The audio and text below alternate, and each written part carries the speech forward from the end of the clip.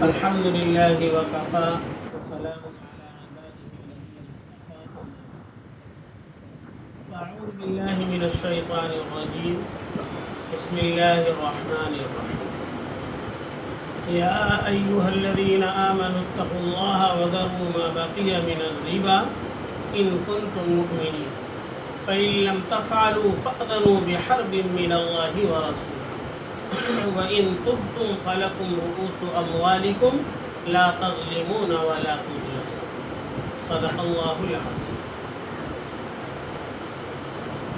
میرے محترم بزرگوں اور دوستوں، معزز سامعین کرام، اللہ کا مقرب اور پسندیدہ بننے کے لیے جس طرح انسان کو نیکیوں کا کرنا ضروری ہے، اسی طرح گناہوں سے بچنا بھی ضروری ہے. بعض مرتبہ گناہوں سے نہ بچنے کی وجہ سے انسان کی نیکیوں کے اثرات ختم ہو جاتے ہیں اور انسان کی نیکیاں دنیا ہی میں ضائع اور برباد ہو جاتی ہیں. اس لیے نیک اعمال کرنے کے ساتھ ساتھ ہر قسم کے چھوٹے بڑے گناہوں سے اجتناب اور بچنا بھی ضروری ہے. معاشرے میں جہاں بہت سارے گناہ پنپ رہے ہیں، بڑھ رہے ہیں، اسی میں ایک گناہ ہے سود، جو معاشرے میں تیزی کے ساتھ بڑھ رہا ہے اور اس کی مختلف شکلیں، مختلف صورتیں اپنا کر لوگ اپنے دل کو یہ تسلی دے دیتے ہیں کہ یہ معاملہ سودی معاملہ نہیں ہے، یہ رقم سودی رقم نہیں ہے. اس سلسلے میں یعنی سود کے تعلق سے چند باتیں آپ کے سامنے عرض کرنی ہیں. سب سے پہلی بات تو یہ کہ سود کسے کہتے ہیں. سود جس کو عربی میں ربا کہتے ہیں اور اردو میں سود کہتے ہیں اور انگریزی میں انٹرسٹ کہتے ہیں، یہ تین الفاظ عام طور سے ہمارے معاشرے میں بولے جاتے ہیں. تو جس چیز کو قرآن نے ربا کہا ہے یعنی سود کہا ہے، یہ سود اللہ کی نگاہ میں، اللہ کے رسول صلی اللہ علیہ وسلم کی نگاہ میں بہت ہی سخت ترین اور سنگین ترین جرم ہے. اسی لیے جب ہم قرآن پاک کا مطالعہ کریں گے تو یہ پتہ چلے گا کہ اللہ تعالیٰ نے سود کے استعمال پر جو وعید سنائی ہے، جو دھمکی دی ہے اور جو سخت الفاظ استعمال کیے ہیں، اس طریقے کے الفاظ اللہ نے دوسرے گناہوں کے لیے نہیں کیے. مثلا چوری کرنا ایک بڑا جرم ہے، ڈاکہ ڈالنا بڑا جرم ہے، زنا کرنا بڑا جرم ہے، شراب پینا بڑا جرم ہے، خنزیر کھانا بڑا جرم ہے. لیکن قرآن میں اللہ رب العزت نے ان گناہوں پر وہ وعید نہیں سنائی ہے جو وعید سود کا مال کھانے پر سنائی ہے. اللہ نے فرمایا یا ایھا الذین آمنوا اتقوا اللہ وذروا ما بقی من الربا، اے ایمان والو اللہ سے ڈرو اور سود کا جو مال باقی رہ گیا ہے اسے چھوڑ دو. ان کنتم مومنین، اگر تم ایمان والے ہو. ایمان والے کی شان اور ایمان کا تقاضا یہ ہے کہ وہ سود کی رقم کو ہاتھ نہ لگائے. اگر انجانے میں پہلے سے سودی معاملہ تھا اور اب معلوم ہوا تو سود کی رقم جو بھی باقی رہ گئی ہے اسے چھوڑ دے، اسے نہ لے. آگے فرمایا فَإِن لَّمْ تَفْعَلُوا، اگر تم نے ایسا نہیں کیا یعنی سودی رقم تم نے نہیں چھوڑی بلکہ سودی رقم کا مطالبہ کیا اور اسے لیا، اسے استعمال کیا، اللہ رب العزت فرماتے ہیں فَأْذَنُوا بِحَرْبٍ مِّنَ اللَّهِ وَرَسُولِهِ. اگر سودی کاروبار نہیں چھوڑتے ہو، سود کا لینا دینا نہیں چھوڑتے ہو تو اللہ اور اس کے رسول سے جنگ کے لیے تیار ہو جاؤ. اللہ رب العزت نے کسی گناہ پر یہ وعید نہیں سنائی کہ اگر زنا کرتے ہو تو اللہ سے جنگ کے لیے تیار ہو جاؤ، خنزیر کھاتے ہو تو اللہ سے جنگ کے لیے تیار ہو جاؤ، ڈاکہ ڈالتے ہو تو اللہ سے جنگ کے لیے تیار ہو جاؤ. ایسا قرآن میں کہیں نہیں. لیکن سود کھانے والے کے لیے اللہ رب العزت نے بڑے سخت الفاظ استعمال کیے اور فرمایا اگر سودی معاملات کو نہیں چھوڑتے ہو تو یہ سمجھ لو کہ تم اللہ اور اس کے رسول سے جنگ کے لیے تیار ہو. اور آپ جانتے ہیں جنگ میں ہر ایک فریق دوسرے کو کچل دینا، مسل دینا، نیست و نابود کر دینا، ہلاک کر دینا، ختم کر دینا چاہتا ہے. تو اللہ جسے نیست نابود کرنے پر آ جائے، اسے ختم کرنے پر آ جائے، جسے تباہ و برباد کرنے پر آ جائے، تو دنیا کی کوئی طاقت اسے بچا نہیں سکتی. تو گویا کہ سود کھانا اللہ اور اس کے رسول سے جنگ کا اعلان کرنا ہے، اور اللہ اور اس کے رسول سے جنگ کے اعلان کا مطلب یہ ہے کہ اپنی تباہی، اپنی بربادی، اپنے نیست نابود ہو جانے کی دعوت دینا ہے. تو پہلی بات تو یہ ہے کہ سود کا مال کھانا اتنا سخت ترین گناہ ہے کہ سود کھانے والا گویا کہ اللہ سے جنگ کا اعلان کر رہا ہے. ایک حدیث میں اللہ کے رسول صلی اللہ علیہ وسلم نے فرمایا الربا 70 حوبا، ربا یعنی سود کے 70 درجے ہیں. وَأَيْسَرُهَا أَن يَنْكِحَ الرَّجُلُ أُمَّهُ، ان 70 میں سب سے کمتر ترین جو درجہ ہے، سب سے کم درجہ جو ہے وہ گناہ کا یہ ہے کہ انسان اپنی ماں سے زنا کرے. پورے 70 درجوں میں سب سے ہلکا درجہ ماں سے زنا کرنا ہے، باقی درجے اس سے بڑھے ہوئے ہیں. تو اس گناہ کی سنگینی کو اللہ کے حبیب صلی اللہ علیہ وسلم نے ان الفاظ میں بیان کیا.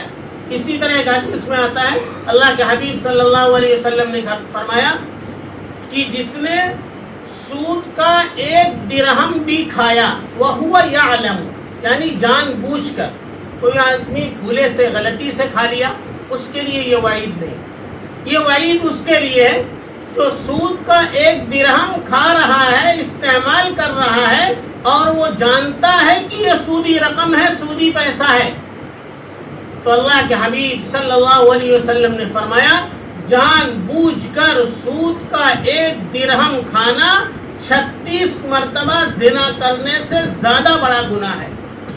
زنا یہ اپنی ذات میں ایک بڑا گناہ، اور فرمایا 36 مرتبہ زنا کرنے سے بڑا گناہ 1 درہم سود کا کھا لینا.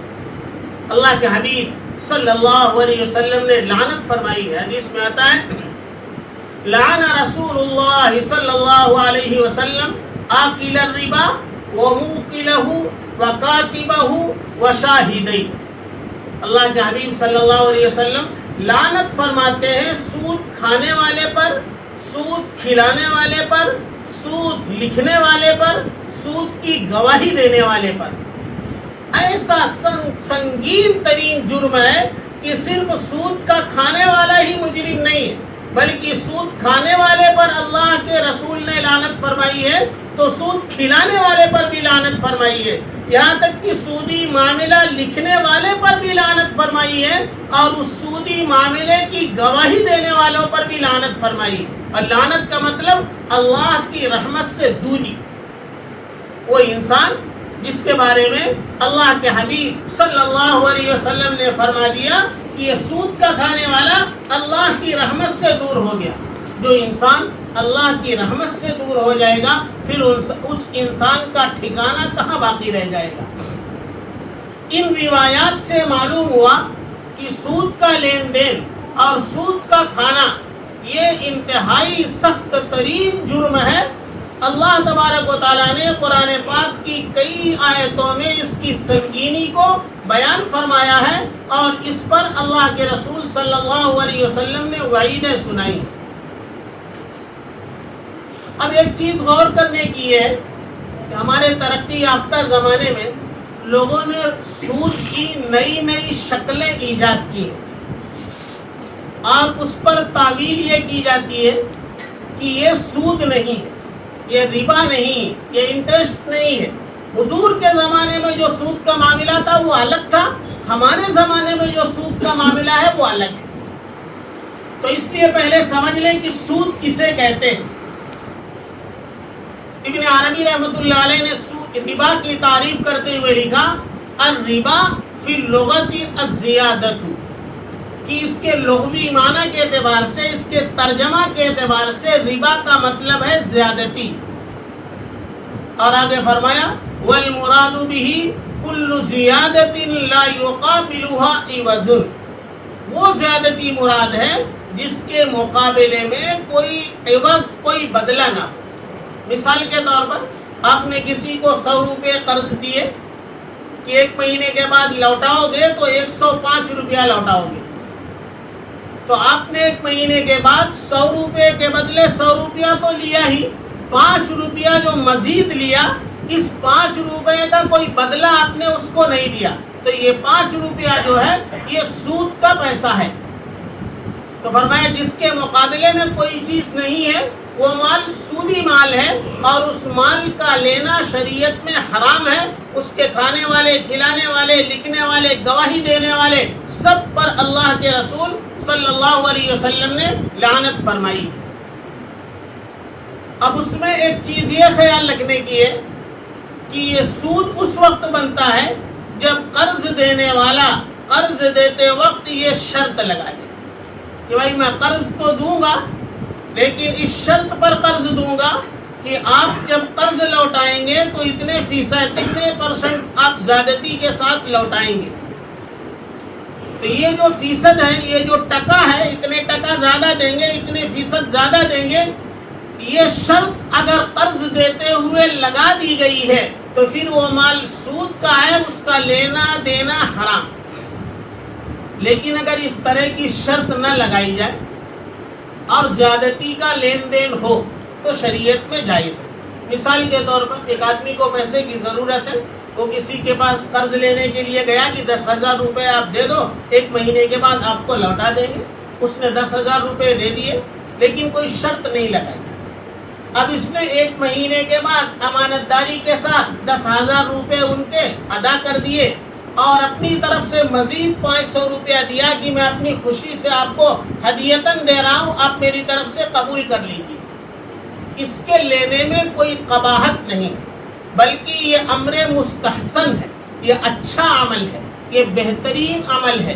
اللہ کے حبیب صلی اللہ علیہ وسلم کے بارے میں حدیث میں آتا ہے کہ اللہ کے رسول صلی اللہ علیہ وسلم جب بھی کسی سے قرض لیتے تھے تو ان 2 باتوں کا خیال رکھتے تھے کہ ایک تو وقت پر اس کی ادائیگی کر دیں، اور دوسرے اس کا خیال رکھتے تھے کہ قرض کی ادائیگی کے ساتھ کچھ مزید رقم اس کو دے دیں اس کی دلجوئی کے لیے۔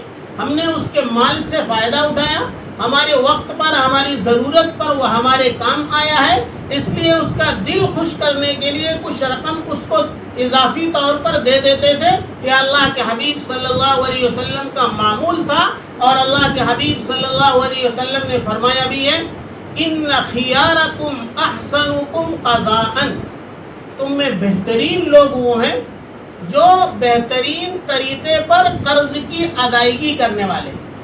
اور بہترین طریقے پر قرض کی ادائیگی یہی ہے کہ انسان وقت پر قرض ادا کر دے، اور قرض کی رقم ادا کرنے کے بعد مزید اپنی طرف سے کچھ قرض دینے والے کو دے دے اس کا دل خوش کرنے کے لیے۔ اب یہیں سے بات سمجھ میں آ جاتی ہے کہ ہمارے زمانے میں یہ جانتے ہوئے کہ سود کا لینا دینا حرام ہے، پھر بھی سودی قرضہ لوگ کیوں لیتے ہیں؟ سودی قرض، اگر غیر سودی قرض ملے تو انسان سودی قرضہ کیوں لے گا؟ غیر سودی قرض ملتا نہیں، اس لیے مجبوری میں، ضرورت پڑنے پر انسان سودی قرضہ لیتا ہے۔ تو اولاً تو انسان کو قرض کی مصیبت سے بچنا چاہیے۔ قرض جو ہے یہ راتوں کی بے چینی ہے، نیند اڑا دینے والی چیز ہے، اور دن کی ذلت۔ رات میں آدمی اس ٹینشن میں نیند اس سے بھاگ جاتی ہے کہ قرض ہے، کبھی سامنا ہو گیا، اس نے مطالبہ کر لیا، کیا جواب دوں گا، کہاں سے دوں گا، میرے پاس ہے نہیں، تو راتوں کی بے چینی ہے اور دن کی ذلت۔ دن میں جب بھی اس سے سامنا ہو جائے گا یہ نظر نہیں ملا سکے گا، نظر چرائے گا، اپنے آپ میں ذلت محسوس کرے گا۔ اس لیے اولاً تو انسان کو قرض سے حتی الامکان بچنا چاہیے، جتنی بڑی چادر ہے اتنا ہی پیر پھیلانا چاہیے تاکہ قرض لینے کی نوبت نہ آئے۔ اور اگر مجبوری میں قرض لینا ہوا تو اللہ کے حبیب صلی اللہ علیہ وسلم کی سنت پر عمل کرنا چاہیے، تب غیر سودی قرضہ لوگوں کو ملے گا۔ آج لوگ قرض دیتے ہوئے ڈرتے، آپ مشاہدہ کر لو، آپ 10 آدمیوں کو قرض دے دو تو شاید اس میں سے 1-2 ایسے آپ کو مل جائیں گے جو اضافی رقم نہیں بلکہ آپ کی رقم وقت پر ادا کر دیں تو شاید 10 میں کوئی ایک ملے گا جو بڑا نیک دیندار ہوگا، اس سے آپ مانگیں گے تب دے گا، اور اس وقت پر ادائیگی انتہائی مشکل ہے۔ اور جو لوگ اس کے عادی ہو چکے ہیں ان کا تو کہنا کیا، کچھ لوگوں نے یہ عادت بنا لی ہے، ضرورت ہو ضرورت نہیں ہو قرض لیتے رہتے ہیں، اور انہیں اس کا کوئی ٹینشن نہیں ہوتا ہے۔ اس سے قرض لے لیا، اس سے قرض لے لیا۔ قرض لینا ہوتا ہے، 2 دن دوستی کی، ساتھ میں چائے پانی کیا، سلام کیا، دوستی ہو گئی، نام پوچھ لیا، اور اس کے بعد اس کو نشانہ بنا لیا، قرض اس سے لے لیا۔ قرض لینے سے پہلے تو سبحان اللہ، ماشاء اللہ، بہترین الفاظ زبان پر تھے، بہترین اخلاق تھے اور بڑے اخلاق مند نظر آ رہے تھے، لیکن جیسے ہی قرض لے لیا دوسرے دن سے ان کی حالت بدل جاتی ہے۔ اب وہ سبحان اللہ، وہ ماشاء اللہ، وہ زبان سے غائب ہو جاتا ہے، تھوڑے دنوں کے بعد نظر سے بھی غائب ہو جاتے ہیں، اور ملنے پر تقاضا کرنے پر پھر یہ کہتے ہیں ٹھیک ہے قرض لیا ہوں تو دینے کے لیے لیا ہوں، دوں گا، اتنی جلدی کیا ہے، کہیں گھر چھوڑ کے چلا جا رہا ہوں، کہیں دکان چھوڑ کے چلا جا رہا ہوں، دکان ہے میری، گھر ہے میرا، دوں گا تم کو۔ مزید مطالبہ کرنے پر اور سخت کلامی پر آتے ہیں کہ نہیں دیتا، جا جو ہو سکے وہ کر لینا۔ یہ کون کہہ رہا ہے؟ جو بھیگی بلی بن کر سبحان اللہ ماشاء اللہ کہہ کر کے قرض مانگ رہا تھا، اب یہ درندہ ہو گیا، شیر ہو گیا، اب یہ کہتا ہے کہ نہیں دیتا، جو ہو سکے وہ کر لینا۔ تو یہ جو ہمارا معاملہ ہے قرض کے لین دین میں، اس ہمارے معاملے کی خرابی نے قرض کے لین دین کو ہمارے معاشرے میں ختم کر دیا۔ انسان اپنے پاس پیسہ رکھے ہوا ہے، وہ سمجھتا ہے کہ سامنے والا ضرورت مند ہے، اگر میں نے پیسہ دے دیا، اس کی ضرورت پوری ہو گئی تو میرا کیا نقصان ہوگا، لیکن دل میں ڈرتا ہے کہ آج تو سبحان اللہ ماشاء اللہ بول کے لے رہا، لیکن یہ وقت پر ادا نہیں کرے گا، کل جب مجھے ضرورت پڑے گی تو یہی نوبت میرے ساتھ میں آئے گی۔ آج تو میں اپنا پیسہ دے رہا ہوں، کل یہ اپنا پیسہ وصول کرنے کے لیے بھکاری بن کر اس سے مانگنا پڑے گا، اور تب بھی وقت پر پیسہ ملے گا نہیں۔ اسی لیے لوگ قرض نہیں دیتے ہیں، قرض نہیں ملتا ہے، اور پھر مجبوراً انسان کو سود والا قرض لینا پڑتا ہے۔ اگر ہم اپنے معاشرے میں اس چیز کو رائج کریں کہ انسان اگر کسی سے قرض لیتا ہے تو 2 باتوں کا خیال رکھے، ایک تو قرض لیتے وقت دینے کا وقت متعین کر دیا جائے۔ تعلقات میں آدمی پوچھتا نہیں، ارے 10,000 روپے کی ضرورت تھی، اب بھی ٹرانسفر مارتا ہوں، مار دیا، وہاں پہنچ گیا، اب یہ انتظار میں ہے، وہ دینا نہیں چاہتا ہے، پھر تعلقات خراب ہو جاتے ہیں۔ اسی لیے عربی کا مقولہ ہے القرض مقراض المحبت، قرض جو ہے یہ محبت کی قینچی ہے۔ جتنے دوستی، جتنے تعلقات تھے، قرض کا لین دین کر لیا، جس کی بنیاد پر دوستی اور محبت اور تعلقات ختم ہو گئے۔ تو قرض لیتے وقت میعاد متعین کر لی جائے کہ بھائی میں قرض آپ سے لے رہا ہوں، یہ 2 مہینے کے اندر، 3 مہینے کے اندر، 1 مہینے کے اندر یہ قرض ادا کر دوں گا۔ جو وقت متعین کیا ہے اس سے 1 دن بھی اضافہ نہ ہونے دے، اس کے اندر قرض کو ادا کر دے۔ اور دوسری چیز یہ اپنائے، قرض ادا کرنے کے ساتھ کچھ اضافی رقم اس کو دے دے تاکہ اس کا دل خوش ہو جائے، پھر تمہارے بعد کوئی دوسرا قرض لینے کے لیے آئے گا، اگر اس کے پاس ہوگا تو بخوشی وہ قرض دینے کے لیے تیار ہو جائے گا، اس کے دل میں جو ڈر بیٹھا ہوا ہے وہ ڈر اس کے دل سے نکل جائے گا۔ تو میں سود کی تعریف آپ کے سامنے یہ پیش کر رہا تھا کہ سود کی تعریف یہ ہے کہ قرض دیتے وقت اضافی رقم کی شرط لگائی جائے کہ 5%، 10% اضافے کے ساتھ قرض واپس کرو گے، تو وہ جو اضافی رقم دی جاتی ہے شرط لگا کر، اسی کا نام ربا، اسی کا نام سود، اسی کا نام انٹرسٹ ہے، اور وہ حرام ہے۔ اب اس سود کے معاملے میں لوگوں کے ذہن میں غلط فہمی یہ پائی جاتی ہے، لوگ یہ کہتے ہیں چونکہ حضور کے زمانے کا جو سود تھا ہمارے زمانے کا سود ذرا الگ ہے، اس لیے حلال ہے۔ کیا الگ تھا؟ کہ حضور کے زمانے میں جو سود رائج تھا وہ یہ تھا کہ ایک انسان مثلا مصیبت میں ہے، اس کے یہاں کھانے کو کچھ نہیں، اب وہ کسی سے قرض لے رہا، بچوں کو کپڑا بنانے کے لیے پیسہ نہیں ہے، بچوں کے کپڑے کے لیے کسی سے قرض لے رہا، گھر میں کوئی بیمار ہے، علاج کے لیے پیسہ نہیں ہے تو علاج کے لیے کسی سے قرض لے رہا ہے. گھر میں کوئی میت ہو گئی ہے، تجہیز و تکفین کے لیے اس کے پاس پیسے نہیں، قرض لے رہا ہے. اور قرض دینے والا شرط لگا رہا ہے کہ قرض تو دوں گا لیکن 5%، 10% اضافے کے ساتھ لوں گا، منظور ہے تو قرضہ لے لو. تو چونکہ یہ عمل انسانیت کے بھی خلاف ہے کہ ایک انسان مجبوری میں تمہارے پاس قرضہ لینے آیا ہے، اب اس کی مجبوری کا فائدہ اٹھا کر اس کا گلا دبا رہے ہو کہ قرض تو دے رہے ہو، لیکن اب وہ مجبور آدمی جب انتظام کر کے تمہارا قرض ادا کرے تو سود کی رقم بھی ادا کرے. تو لوگ کہتے ہیں یہ قرضہ حضور کے زمانے میں جو ہوتا تھا یہ تو انسانیت کے خلاف ہے، تب بھی حرام تھا، آج بھی حرام ہے. لیکن ہمارے زمانے میں عام طور سے جو سودی قرض لیے جاتے ہیں، بینکوں سے لیے جاتے ہیں، تو وہ ذاتی مقصد کے لیے، ذاتی ضرورت کے لیے، بھوک مٹانے کے لیے، کپڑے کے لیے، بیمار کے علاج کے لیے، تجہیز و تکفین کے لیے نہیں لیے جاتے ہیں، بلکہ اپنے کاروبار کو بڑھانے کے لیے، نئی کمپنی ڈالنے کے لیے، فیکٹری ڈالنے کے لیے، اپنے کاروبار کو خوب بڑھانے کے لیے لیے جاتے ہیں. تو یہ ذاتی ضرورت کے لیے نہیں بلکہ یہ کمرشیل لون ہوتے ہیں، کاروباری تجارتی قرضے ہوتے ہیں. تو یہ قرض الگ ہے، حضور کے زمانے کا قرض الگ تھا، اس لیے کہ یہ تجارتی قرض لینے والا، کمرشیل لون لینے والا اگر 1000 روپیہ کما رہا ہے، اس میں سے 200 روپیہ دے رہا ہے سود کا، پھر بھی تو 800 روپیہ اس کے پاس بچ رہا ہے. تو اس بنیاد پر یہ حرام نہیں. ایک دلیل یہ پیش کی جاتی ہے کہ یہ انسانیت کے خلاف نہیں.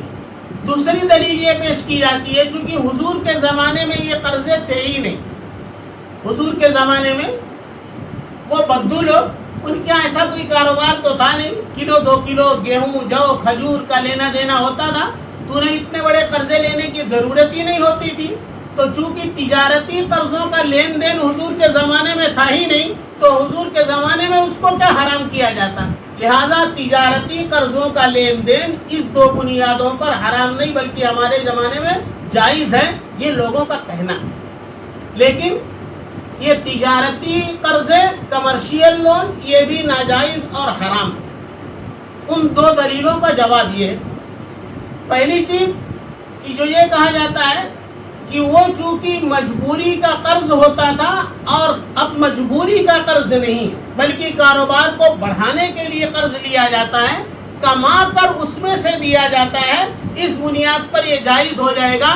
یہ جائز اس لیے نہیں ہوگا کہ شریعت جب کسی چیز کی حلت اور حرمت کا حکم لگاتی ہے، یعنی کسی چیز کو حلال و حرام قرار دیتی ہے، تو اس کے سامنے اس چیز کی کوئی خاص شکل نہیں ہوتی ہے بلکہ اس کی حقیقت مراد ہوتی ہے. مثلا شریعت نے شراب کو حرام قرار دیا. اب شراب سے مراد کیا؟ کہ ہر وہ پینے والی چیز جس کے پینے سے نشہ پیدا ہو جائے وہ حرام ہے، یہ اس کی حقیقت ہے. اب کوئی کہے کہ حضور کے زمانے میں شراب اور چیز سے بنتی تھی اور ہمارے زمانے میں اور چیز سے بنتی تھی، تب اس کا نام کچھ اور ہوتا تھا، ہمارے زمانے میں اب نئی چیز ہے، نیا نام ہے، بیئر ہے، برانڈی ہے، فلاں ہے. یہ شراب تو ہے نہیں، اس کا نام الگ ہے. اس بنیاد پر یہ جائز. تو آپ سوچیں اگر کسی باٹل میں شراب بھرنے کے بعد اس پہ لکھ دیا جائے خالص دودھ، تو خالص دودھ لکھنے سے وہ جائز تو نہیں ہو جائے گی. اس پہ آپ لکھتے شربت، تو شربت لکھنے کی بنیاد پر شراب جو ہے شربت تو نہیں ہو جائے گا. تو معلوم یہ ہوا کہ اس کے نام سے کچھ فرق نہیں پڑتا ہے بلکہ اس کی حقیقت کیا ہے، حقیقت پر حکم لگایا جاتا ہے. لہذا حقیقت میں وہ بھی سود تھا اور تجارتی قرضے جو لیے جاتے ہیں اس میں بھی جو اضافی رقم دی جاتی ہے یہ بھی سود ہے. لہذا جس طرح وہ حرام ہے اسی طرح یہ حرام ہے. اس کی شکل بدلنے کی بنیاد پر حکم نہیں بدلے گا. حضرت مفتی تقی صاحب عثمانی نے اپنی کتاب میں ایک لطیفہ لکھا کہ ہندوستان کا ایک آدمی حج کرنے کے لیے گیا اور پھر مکہ مکرمہ سے مدینہ منورہ جانا تھا. اس زمانے میں جب پیدل سفر ہوا کرتے تھے تو چونکہ پیدل سفر کے دوران بیچ میں منزلیں بنی ہوئی تھی، یعنی ٹھہرنے کی جگہ کہ قافلہ وہاں ٹھہرتا تھا پھر آگے کا سفر کرتا تھا. تو ایک منزل پر ہندوستان کا ایک گویا جو حج کرنے کے لیے گیا تھا، مکے سے مدینہ جاتے ہوئے ایک جگہ قیام گاہ ایک منزل پر ٹھہرا، اور وہیں پر ایک عرب گویا بھی ٹھہر گیا۔ اب جب رات ہوئی تو جو عرب گویا تھا اس نے عربی میں گانا شروع کیا۔ اب یہ ہندوستانی، یہ چونکہ عربی سمجھتا نہیں تھا تو اس کو اچھا نہیں لگا، یہ اٹھ کے بیٹھ گیا اور پوچھا کیا کر رہا ہے، تو اس نے کہا کہ وہ گا رہا ہے۔ اس نے کہا اوہو، آج میری سمجھ میں آیا حضور نے گانا بجانا کیوں حرام کیا تھا، ایسے ہی بددوؤں کا گانا حضور نے سنا تھا تو حرام کر دیا، مجھ جیسے گویے کا گانا سنے ہوتے تو کبھی حرام نہیں کرتے۔ یہ لطیفہ لکھا ہے۔ تو اس گویے کی شکل بدلنے سے، آواز بدلنے سے اور اس کے الفاظ بدلنے کی بنیاد پر وہ حلال نہیں ہو جائے گا، بلکہ گانا بجانا حرام ہے تو ہر حال میں حرام رہے گا۔ یہاں تک لوگوں نے لکھا ہے حضور کے زمانے میں خنزیر اس لیے حرام تھے کہ یہ گندے جانور ہیں، گندی جگہ پر رہتے ہیں، گندگی کھاتے ہیں، اس لیے حرام تھے۔ ہمارے زمانے میں ان کی جو پرورش ہوتی ہے، ان کو جو پالا جاتا ہے تو گندی جگہ پر نہیں پالا جاتا ہے، بہترین فارم ہاؤس ان کے لیے بنائے جاتے ہیں، صاف ستھرے ماحول میں ان کی پرورش ہوتی ہے، صاف ستھری چیزیں کھلائی جاتی ہیں۔ تو صاف ستھرے ماحول میں پلنے والا، صاف ستھری چیز کھانے والا آج کے زمانے میں خنزیر حلال ہے، اس زمانے میں حرام تھا، نعوذ باللہ۔